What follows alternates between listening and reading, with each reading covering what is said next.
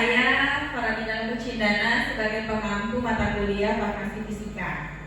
Sebelum kita mulai, untuk itu kita berdoa dulu sesuai dengan agama dan keyakinan masing-masing. Berdoa mulai.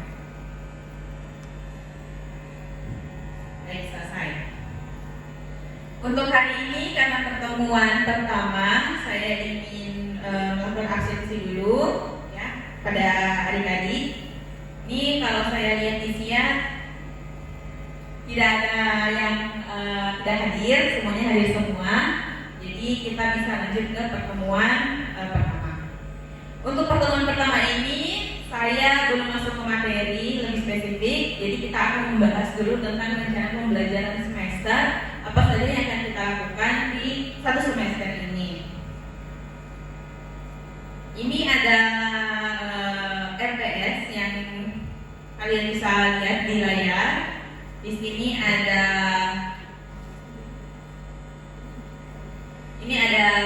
CPL Prodi. CPL itu adalah capaian profil lulusan pembelajaran, di mana di sini kami sebagai tim tekno itu ada 3 CPL, ada CPL 3, CPL 4, dan CPL 6. CPL 3 itu ada menguasai teori, metode, aplikasi ilmu dan teknologi farmasi, farmaseutika, kimia farmasi, farmakologi, dan juga menguasai konsep dan aplikasinya. Jadi lebih khusus untuk CPL 3 ini, teman-teman atau adik-adik itu diharapkan dapat menguasai lebih umum dari ilmu farmasi fisika sehingga dapat diaplikasikan ke berbagai bidang ilmu lanjutan. Jadi kalian kan setelah ini adalah di semester ada mata kuliah yang nanti berkesinambungan di CPL 3 ini. Kemudian untuk CPL 4 itu kita ada mampu mengidentifikasi dan menyelesaikan masalah terkait obat berdasarkan analisa informasi dan data menggunakan pendekatan berbasis bukti dan perancangan pembuatan penyiapan berbasis penyiapan, pendistribusian, pengelolaan, dan pelayanan sediaan farmasi. Jadi untuk CPL 4 ini kita lebih fokus ke praktiknya. Nanti di farmasi fisika kalian akan ada praktikum yang diadakan setiap minggunya. Kemudian CPL 6 itu ada mampu mengambil keputusan secara tepat dalam konteks penyelesaian masalah di bidang kefarmasian secara umum dan pelayanan gawat daruratan secara khusus berdasarkan hasil analisa informasi dan data. Oke. Kemudian untuk yang CPL ini saya ambil satu contoh CPMK-nya, yaitu CPL 3 relate akan ke CPMK 1, yaitu mahasiswa mampu menguasai konsep dasar teori farmasi fisika.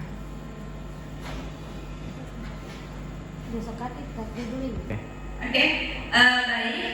Jadi itu adalah CPL yang nanti menjadi acuan kita dalam proses pembelajaran. Sekarang kita masuk ke inti dari RPS ini. Nah, inti dari RPS ini kan kita masuk ke pertemuan pertama. Jadi di pertemuan 1 itu ada sub CPMK di mana mampu menjelaskan fenomena fisika molekul obat dan eksipien untuk diaplikasikan pada pengembangan formulasi pembuatan sediaan farmasi.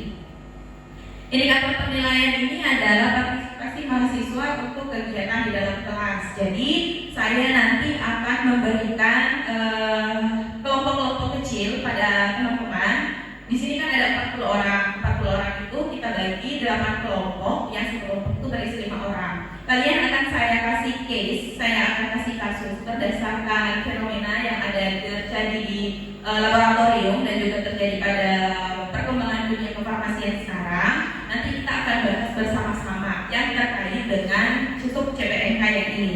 Nanti di pertemuan 1 ini kan ada fenomena molekul obat yang berkaitan dengan penggunaan eksipien. Ternyata eksipien ini memberikan pengaruh yang cukup spesifik pada stabilitas atau kestabilan dari obat tersebut, sehingga kita harus tahu dulu bagaimana konsep secara fisikokimia dari eksipien dan juga konsep secara fisikokimia dari zat aktif, sehingga kita akan menghasilkan sediaan yang lebih stabil dan juga banyak bagus.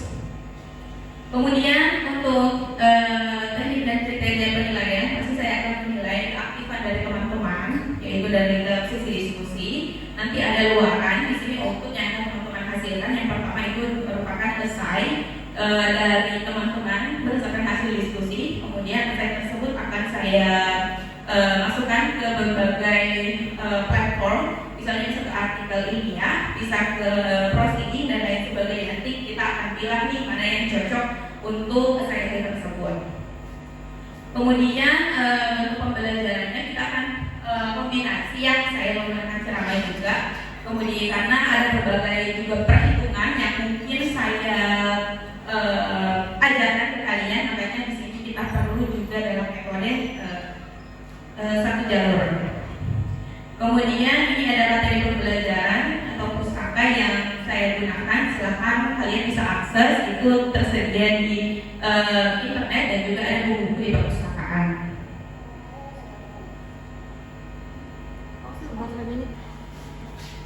Sampai di sini sudah bisa dipahami tentang proses perkuliahan yang kita akan lewati dalam semester ini. Itu saya berikan contoh satu sub CPNK. Jadi memang setiap minggu kita akan membahas berbeda sub CPNK. Oke? Kalau sudah mengerti, ini kita akan masuk di pertemuan pertama tentang fenomena fisika molekul obat dan eksipien. Apa ada yang tahu kira-kira berikan contoh salah satu molekul obat dengan eksipien yang biasa digunakan dalam formulasi sediaan farmasi? Ada? Oke.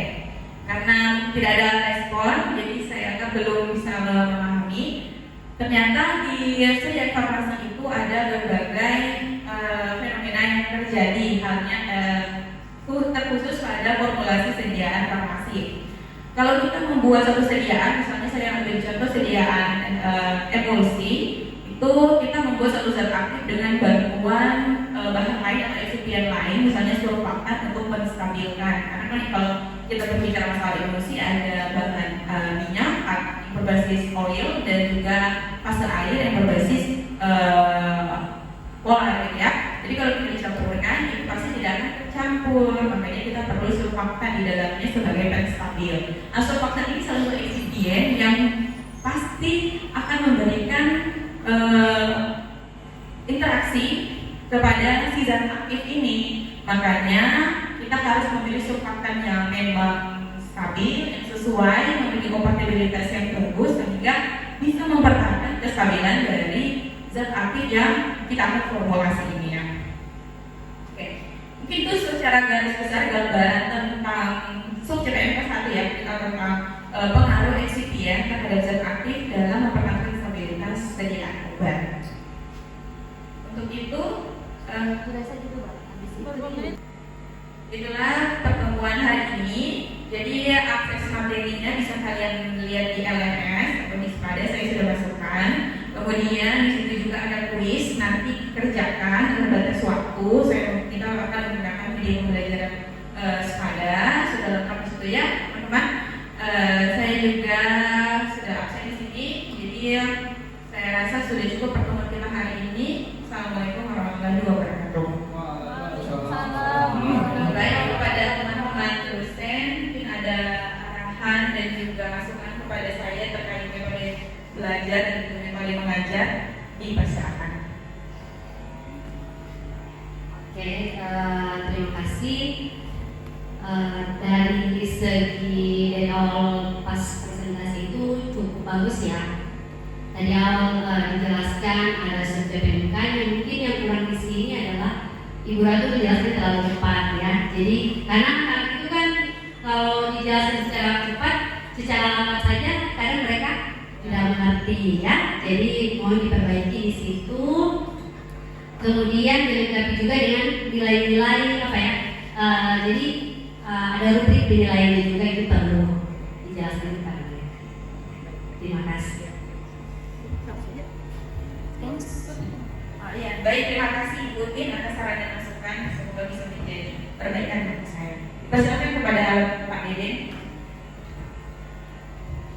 Baik, terima kasih tadi Bu Ratu sudah menjelaskan dengan baik. Namun ada sedikit catatan dari saya, yaitu terkait dengan bahwa sekarang pembelajaran itu sudah SCL, Student Center Learning. Jadi memang pembelajaran itu berpusat pada mahasiswa. Sehingga saya melihat tadi masih kurang antara interaksi Ibu Ratu bersama mahasiswa. Sehingga itu perlu ditingkatkan lagi sehingga pembelajarannya bisa mengacu terhadap Student Center Learning atau SCL. Kurang lebih seperti itu, Ibu Ratu. Terima kasih. Ya, baik, terima kasih Pak Deden.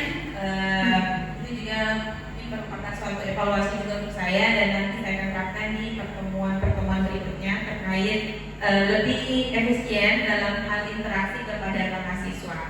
Untuk dosen-dosen yang sudah memberikan saran, saya sekali lagi mengucapkan terima kasih. Semoga bisa memberikan pengaruh baik dan juga pembelajaran terhadap saya dalam metode mengajar. Saya cukupkan presentasi saya. Assalamualaikum warahmatullahi wabarakatuh.